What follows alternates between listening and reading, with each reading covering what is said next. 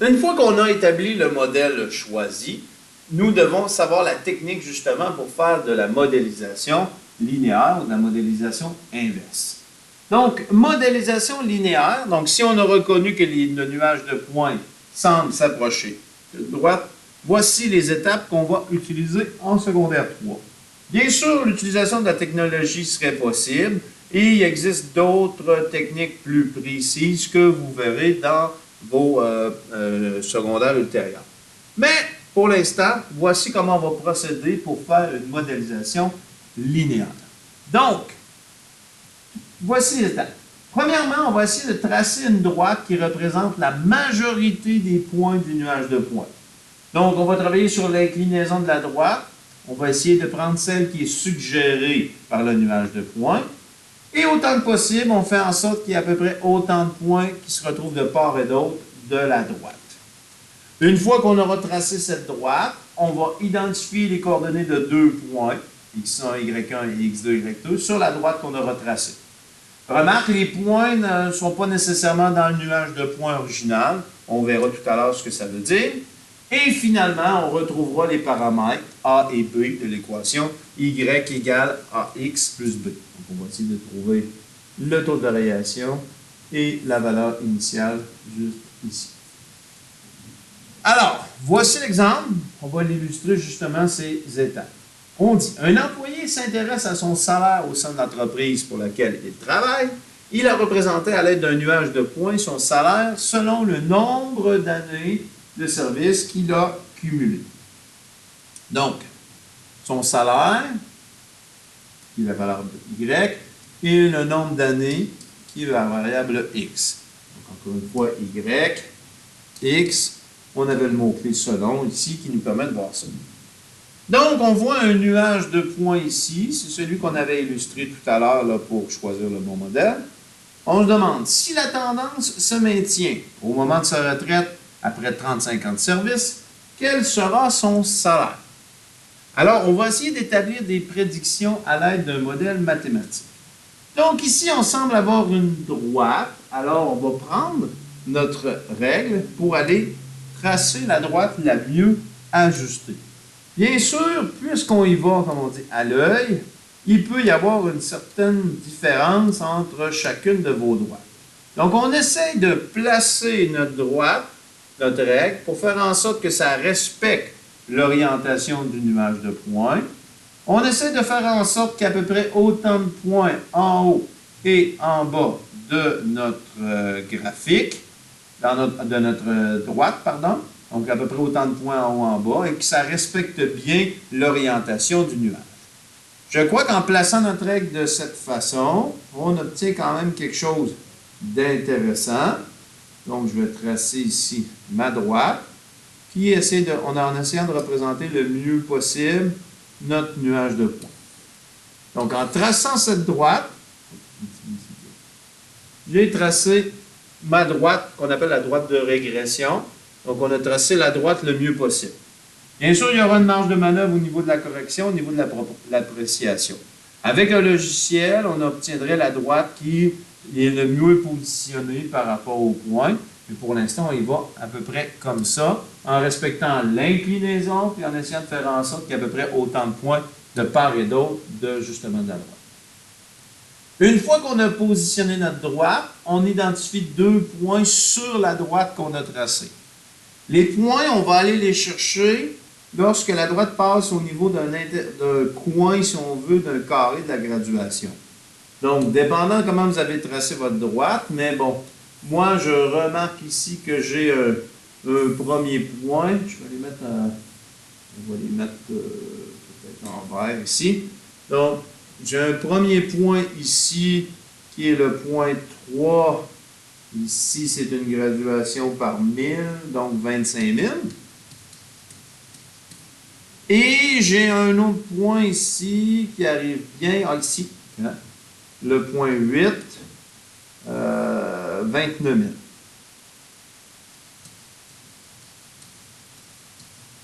Bon, bien sûr, peut-être que votre droite n'est pas tout à fait positionnée de la même façon. Il suffit d'identifier des points qui sont sur la droite. Comme vous remarquez, les points ne sont pas dans le nuage de points original. Ça pourrait être le cas si jamais votre droite passe par un des points. Comme ici, si la droite avait été un petit peu plus bas et passe ici, on aurait pu prendre le point 6, 27 000. Mais bon, je trouve que ces deux points-là arrivent mieux avec la droite que j'ai tracée. Il y aura peut-être le point ici 12, 32 000. Encore une fois, l'important, c'est de bien identifier les deux points que vous utilisez pour pouvoir faire votre modélisation. Et une fois qu'on en a deux points, on a tout ce qu'il faut pour pouvoir retrouver les paramètres de l'équation. Alors, comme problème en résoudre un problème à l'aide d'une fonction, la première étape est d'identifier mes variables.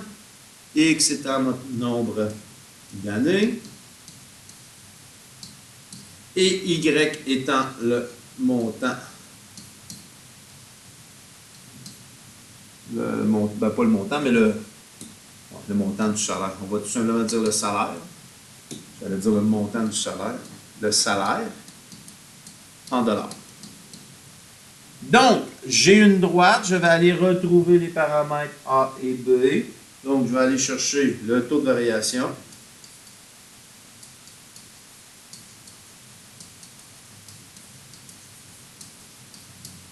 Donc, A égale Y2 moins Y1 sur X2 moins X1. Mon taux de variation, donc, avec les deux points ici, donc, XA, YA, X2, Y2. Donc, les deux points ici, 29 000 moins 25 000. Pendant ce temps-là, le X de 3 à 8. Donc, ici, on parle d'une variation de 4 000 $ sur une période de 5 ans. Donc, si on ramène au taux unitaire, 4 000 divisé par 5, on parle de 800 $ pour 1. Donc, 800 l'unité du Y dollars pour l'unité du X pour une année. Donc, une augmentation de 800 $ par année. Maintenant, donc, on a trouvé notre taux de variation. Notre ordonnée à l'origine ici, bon, on a une idée, dans le coin de 22 000 à peu près, mais on va aller trouver justement l'ordonnée à l'origine par la méthode algébrique, bien sûr.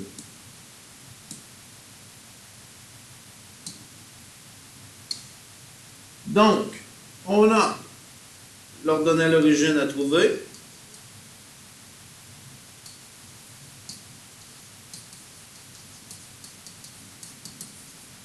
Donc, l'ordonnée à l'origine, le B, par la méthode algébrique. Donc, j'écris mon équation, Y égale à X plus B.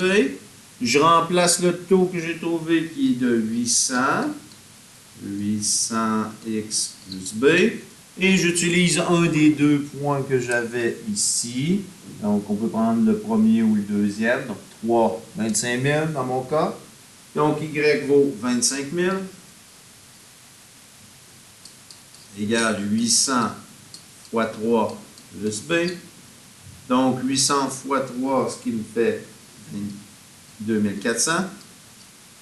25 000 ici. Plus B. Donc, pour isoler le B, moins 2400, moins 2400. Ce qui fait que 25 000 moins 2400.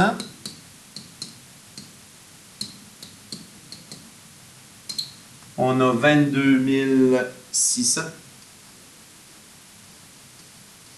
égale B. B vaut 22 600 $. Donc, le B, c'est l'ordonnée à l'origine. C'est la valeur du Y lorsque X vaut 0. Donc, l'unité du B est toujours l'unité du Y ici. Donc, l'équation Y égale 800X plus 22 600.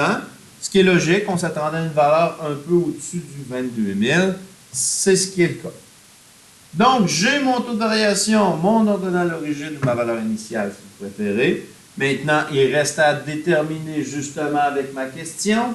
Donc, au moment de sa retraite, 35 ans de service. Donc, si X vaut 35, parce que mon nombre d'années de service, c'est le X, quel sera son salaire? Donc, mon Y est inconnu. Donc, je vais aller chercher son salaire pour 35 ans. Y égale 800x plus 22 600. Donc, je remplace mon x par 35.